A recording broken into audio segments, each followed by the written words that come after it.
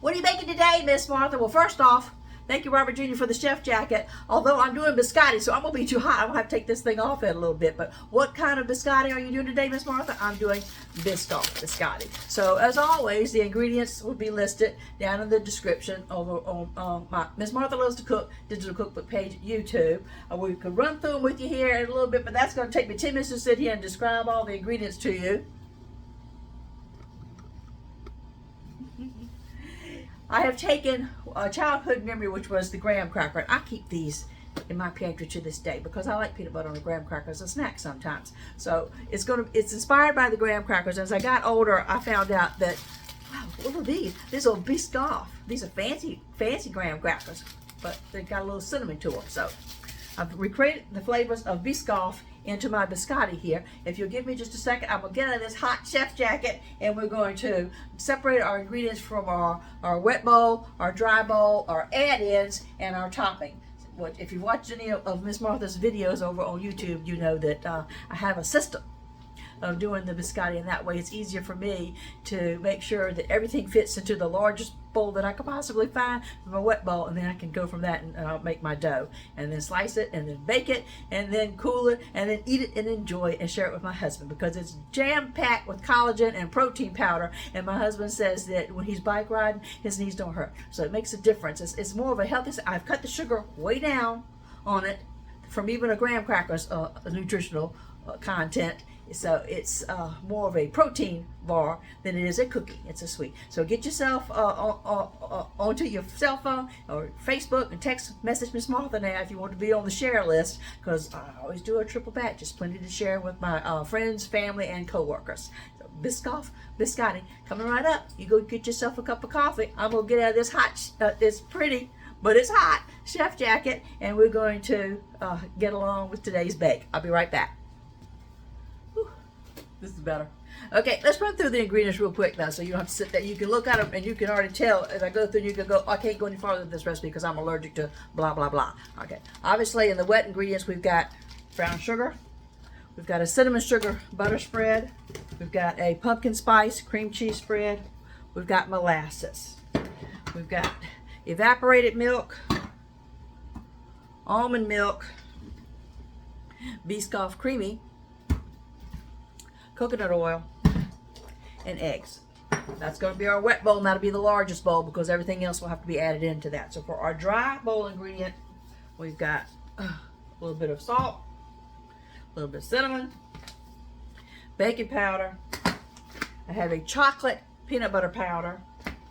I have a salted caramel pudding mix. We have regular flour, almond flour, nutritional yeast. It's a chia, flax, hemp seed blend. We've got our collagen powder, protein powder, ooh, big bowl over there, and pumpkin spice cookie mix. Also in the dry ingredients, I'm going to take out my rolling pin. I'm going to mush these and make them into crumbs, but the graham crackers and actually some of the Biscoff cookies. That's going to go in with the dry ingredients.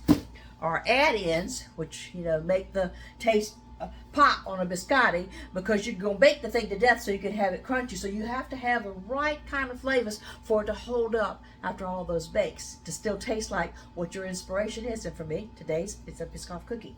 So our add-ins are, I have pumpkin spice chips, I have an oat honey granola, I have honey roasted almonds, and I have sliced almonds. So that's our add-ins, which will go in after we've made the dough, before we take the dough, spread it out to make the loaves. And last but not least, all biscotti has a little topping. Once you've made the loaves and on a parchment lined baking sheet, you're going to top them off with a little blend of coarse sugar, coarse sea salt. That's the ingredients. Now I'm going to get everything opened up and into their bowls so then we can start mixing. Be right back. Okay, let's pick back up with you. I've got, first off, if you know anything about Miss Martha, I've got arthritis starting to form in my hands. So let's see if I can lift the bowl for you. But to show you, here's your wet bowl ingredients. I'll have to mix those together within this own bowl. Then I'll mix all my dry ingredients together in their bowl. Then I'll start adding the dry ingredients into the wet, and I'll be making a dough. And the dough should have the consistency. I'll show you when I'm at that point.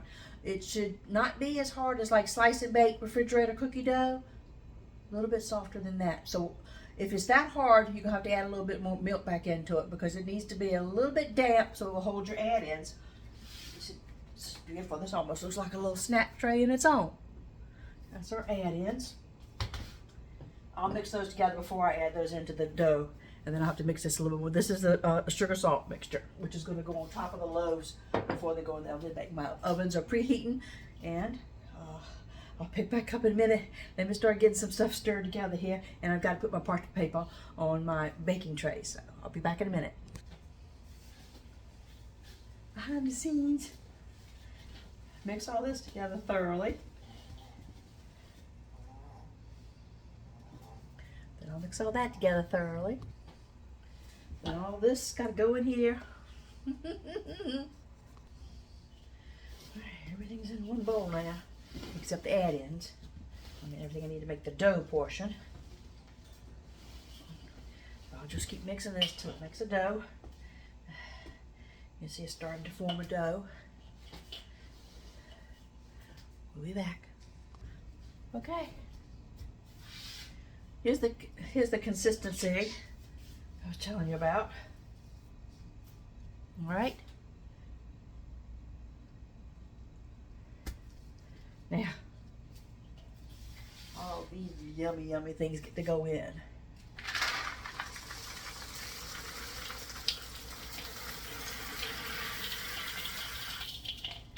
Biscoff Biscotti coming up. Okay, I'm going to work all of the add-ins into the dough, and then I'll flour my clean countertop. I have extra plain flour over there. I'll dust it on the countertop so that the dough won't stick to the counter, and I'll divide it out into the equal loaves that I can work between the two different baking pans and my two different ovens today. I think it's time for a Diet Pepsi break, though. I'll be back. Well, now it's just making loaves. Okay, so if you can see, I got 4 portions out of the dough. This is one portion here that I had divided into 2 loaves that are the length of my baking pans that are lined with parchment paper. Hold on a second. Ooh. You can see, but to transfer it over,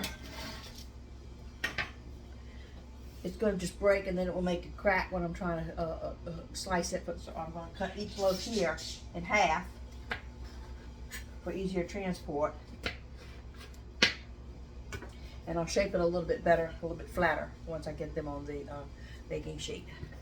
I stole my husband's Blackstone when he first got it, because I said, this is a perfect, look at this. This is a perfect length for my biscotti loaves.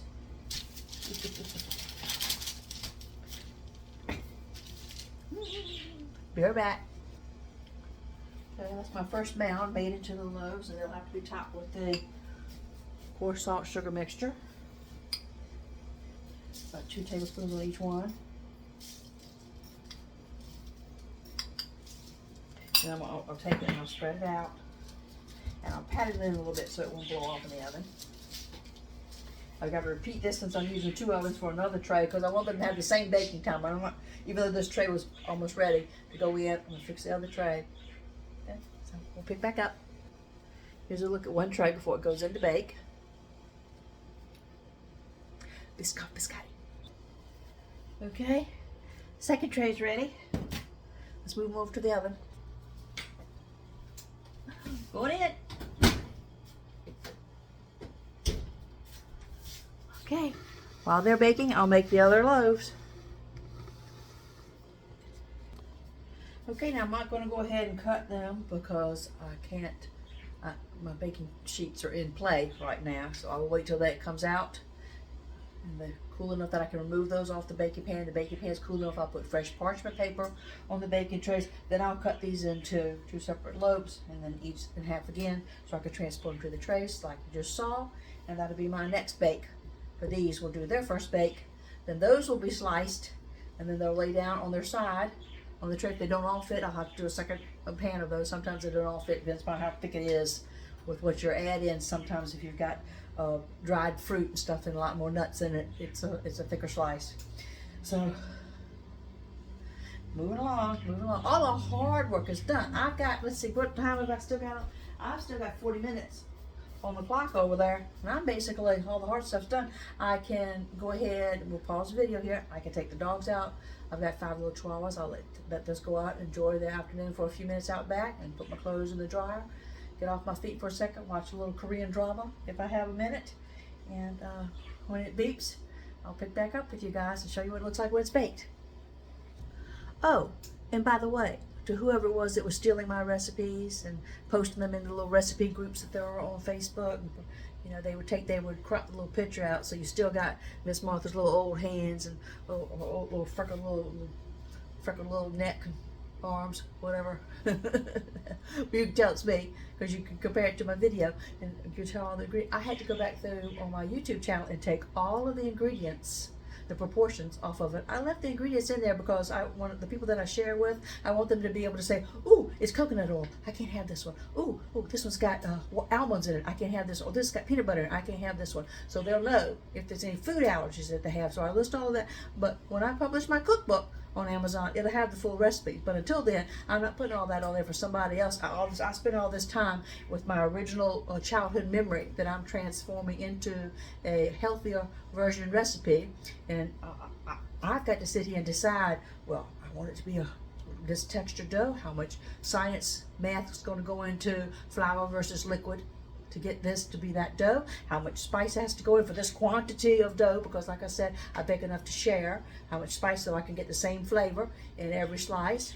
So it's a lot of effort that I put into Miss Martha's digital cookbook page over on YouTube, but I'm sorry that I had to go through and take the full recipes down and just leave the ingredients, because some little idiot was pretending to be Miss Martha. I don't know why they'd want to be me. There's other things you could want to be in life, but somebody wanted to pretend that they were me. I guess imitation is the best form of flattery. Okay, well, the timer beeped. Brought these over, hot. Okay, so they had their first bake. Woo. Both trays are out. So, I've cleaned up the kitchen. Moving right along. Can't really do anything until these cool. If I try to remove them off of the baking pan, they'll crumble. I need them to cool so I can remove them off as a solid block, and then I can slice them. I'll put fresh parchment paper on the cooled baking tray, put the other loaves that haven't baked yet in to bake. When they come out, then we'll put the sliced ones in, then I'll slice them when they come out, then I put us. So we're still filming. I guess I could stop it at any time and just let the thumbnail be the regular thing, but you've stayed with me this long. Hang in there. At least let you see them sliced. All right, we're picking back up. So I have the other two trays ready to go in for their first bake. And they're ready to be sliced. And yeah, there's yarn over there. I'm trying to crochet a dog sweater in between. Okay, I'm gonna go put these in the oven. Okay, well, I don't need to slice everything right now because my baking trays have the other loaves on them, so I can't put them in the oven for their second bake. But they'll go back in down the side, so this part here, so they can finish drying out. They'll have another 45-minute bake. All of the biscotti that you see before you is delicious at this point, but it's not biscotti. Biscottis are twice baked cookies, so it's hard enough that you can dip it in your coffee, your tea, whatever your hot beverage is that you like. Goes great with Russian tea, which I've got that recipe also listed on Miss Martha Loves to Cook digital cookbook page. So thank you for watching, liking, and subscribing. This video is going on forever, so I'm going to go ahead and stop it here. I'll let the thumbnail be the finished product. I've got free time now. I'm going to go crochet a little bit while these pans bake in 45 minutes. They'll come out, and then the other two trays will go in and bake 45 minutes. Then they'll come out, and I'll be done till everything cools, and I'll pack them up airtight containers and gift them tomorrow. Let me know if you want some.